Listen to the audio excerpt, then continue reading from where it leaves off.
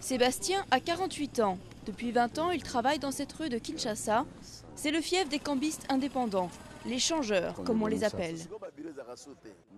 Nous travaillons tous dehors. Il n'y a pas de bureau.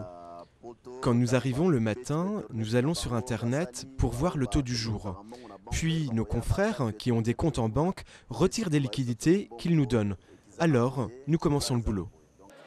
Un travail plutôt informel où chacun est son propre patron. En RDC, plus de 50 000 personnes se sont improvisées changeurs de dollars, d'euros et de francs CFA. Le phénomène s'est accentué dans les années 90 dans la foulée des pillages et d'une hyperinflation à 4 chiffres.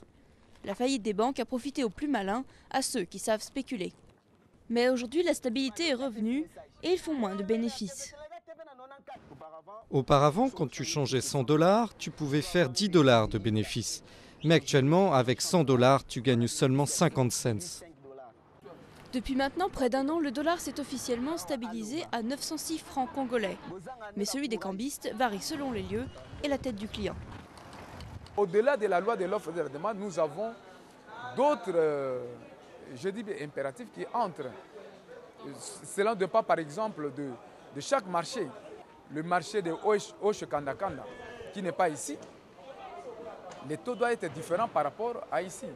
Plus de la moitié de la population congolaise a régulièrement recours aux cambistes, car les banques proposent rarement des services de change.